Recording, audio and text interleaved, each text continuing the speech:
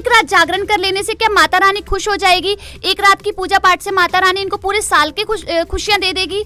हाँ जी, ऐसा बिल्कुल भी संभव नहीं है। ये लोग सिर्फ 9 दिन तो माता की पूजा करते हैं और बाद में अपना जो भी इन्होंने कर्मकांड करना है वो करते हैं, अपनी लाइफ का एंजॉय करते हैं। और इन्होंने ये कहा कि जागरण में ये नाचते गाते हैं। पहली बात तो आपको मैं बता दूं, एक वाणी है, नाचे गाए किन्हू ना मिलिया जिन मिलिया तिन रोए, नाचे गाए हरि मिले तो कौन दुहागन होए। अगर नाचने गाने से ही भगवान मिलता तो आज तो सबको भगवान की प्राप्ति हो चुकी होती। अगर आपके ऐसे पाखंड करने से ही माता खुश होती है तो फिर ऐसा कहीं भी प्रमाण नहीं है, क्योंकि माता जी ने खुद स्पष्ट कर दिया और इसका प्रमाण हम आपको पहले भी बता चुके हैं। और साथ ही सूक्ष्म वेद की भी एक वाणी है, जैसे कि आपने जागरण की बात की तो सूक्ष्म वेद की एक वाणी है, दुर्गा ध्यान पड़े तिस बगड़म ता संगति डूबे सब नगरम। अर्थात ये जो भी आपकी साधना है ना वो सब व्यर्थ है, कहीं भी इस चीज का उल्लेख नहीं है। अगर आप हमें इस चीज का उल्लेख दे दो तो हम आपकी बात मान ले।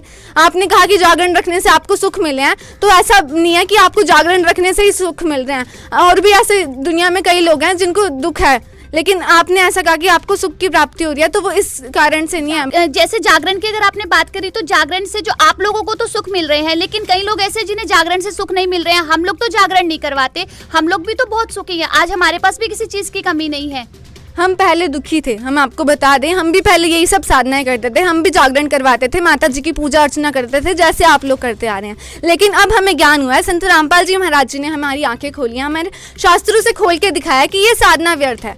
जैसा कि आपने कहा कि आपको सुख हो रहे हैं, ये आपके पिछले जन्मों की पुण्य कर्मों की वजह से है। और साथ ही हम पहले पूजा अर्चना कर रहे थे, हमारे ऊपर बहुत दुख थे, बल्कि हम भी ये साधना करते आ रहे थे। लेकिन आज जब से हमने संत रामपाल जी महाराज जी से भक्ति साधना उनके द्वारा बताई गई करनी शुरू किया, हमारे घर में आज कोई भी दुख नहीं है। बल्कि जो हम गुरुओं के पास पहले जाते थे ना, वो हमें ये कहते थे कि जो भी आपके पाप कर्म है वो पाप कर्मों की वजह से आपके ऊपर दुख आ रहे हैं, इसलिए नहीं टल रहे। वो जागरण की वजह से भी हमारे पाप कर्म नहीं खत्म हुए। लेकिन आज संत रामपाल जी महाराज जी के द्वारा दी गई सद्भक्ति से हमें सारे सुख हो रहे हैं और हमें वो सारी चीजों की प्राप्ति हो रही है जो एक मनुष्य को भक्ति करने से मिलती है।